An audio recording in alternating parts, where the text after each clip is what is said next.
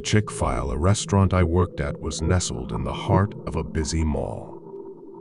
By day, it bustled with shoppers and families, the air filled with the aroma of fried chicken sandwiches and waffle fries. It was an ordinary place where I'd clock it in, serve customers, and go home. But it was the nights, the nights at Chick-fil-A that I'll never forget. I'd always thought the restaurant was eerie after dark, bathed in the eerie glow of fluorescent lights. The once lively ambiance would morph into an eerie stillness as the mall emptied out, and only a handful of employees remained to close up shop. I often worked the closing shift, and it was during those late hours that the true character of the place revealed itself. One chilly autumn evening, as the sun dipped below the horizon, I donned my Chick-fil-A uniform and prepared for another night of work. My coworker, Mark, joined me. We shared a laugh. Accordaged through hours of tireless service as we got the place ready for the night. As the mall's closing announcement echoed through the corridors, the first wave of customers shuffled in, eager to sate their cravings before we locked the doors. I manned a cash register, taking orders with a practiced smile. The night started like any other. But then he walked in. A man in his 40s, eyes hidden beneath the brim of a tattered baseball cap, his coat draped over his shoulders as though he'd just come in from a storm. I took his order, a classic chicken sandwich and a Dr. Pepper, and watched as he found a seat in the corner, facing the wall. His solitude was unsettling, but not unusual.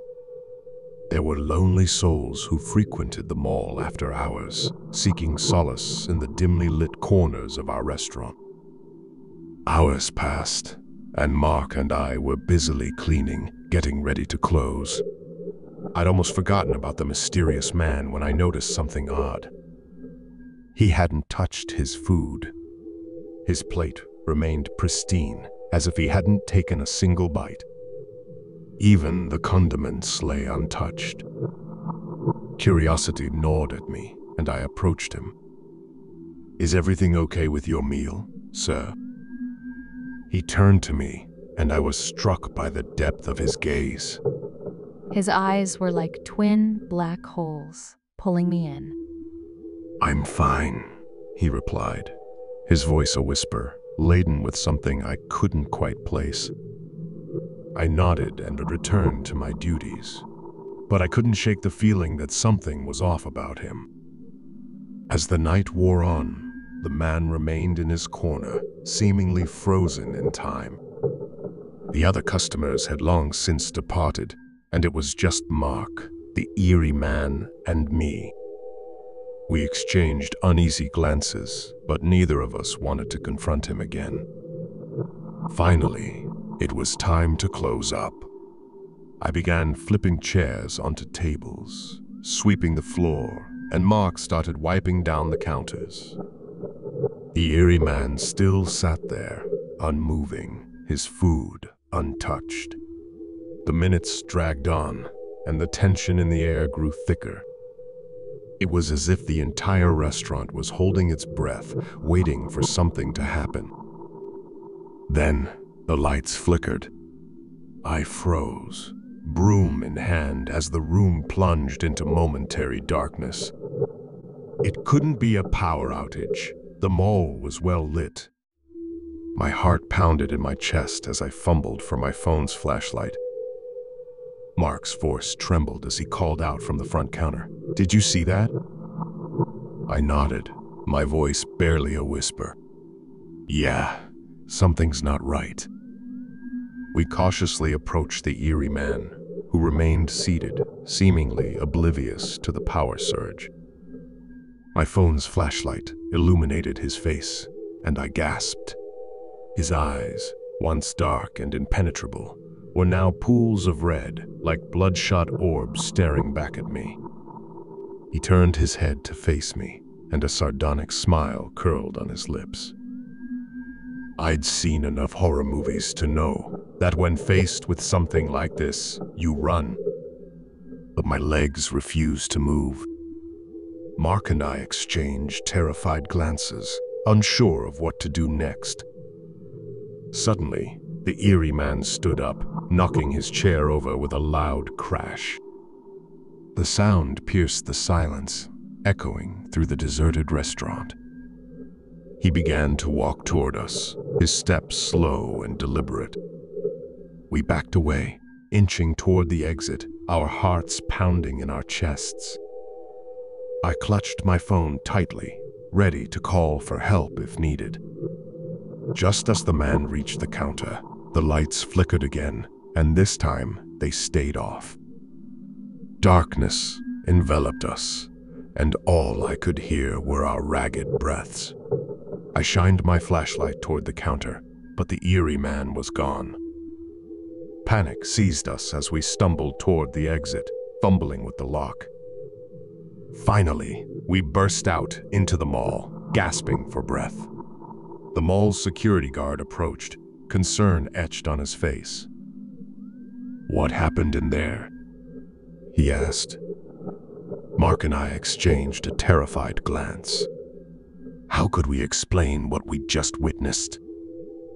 "We don't know," I stammered. There was a strange man and the lights went out, and he disappeared.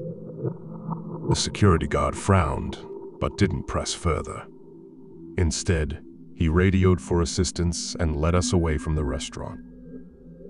As we waited for the mall's maintenance crew to arrive and investigate the power issue, Mark and I sat in stunned silence. What had we just experienced? The Eerie man with his haunting eyes, the inexplicable power outage, and his sudden disappearance. It was all too surreal. The maintenance crew arrived, and after a thorough check, they confirmed that there were no issues with the restaurant's electrical system. Everything was working perfectly. We were allowed back into the restaurant, but the Eerie man was nowhere to be found. His untouched meal sat on the table, a chilling reminder of his presence. The rest of the closing shift was a blur. We rushed through our tasks, eager to leave that place behind. Mark and I didn't speak much, both lost in our own thoughts. As the first light of dawn broke over the horizon, we locked up Chick-fil-A and stepped out into the empty mall, our tired minds still grappling with the events of the night. Months passed, and Mark and I never spoke of that night again.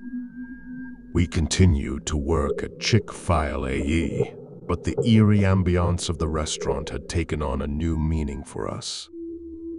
We couldn't shake the feeling that something otherworldly had happened in that place. To this day, I can't pass by a Chick-fil-A without a shiver running down my spine.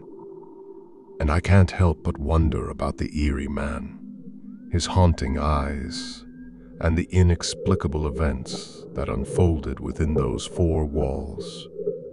Sometimes, in the stillness of the night, I hear a faint whisper, a voice that sounds like his, calling my name from the shadows. But I try to ignore it, to convince myself that it's just my imagination playing tricks on me. After all, there are some things that are best left unexplained, some mysteries that should never be unraveled.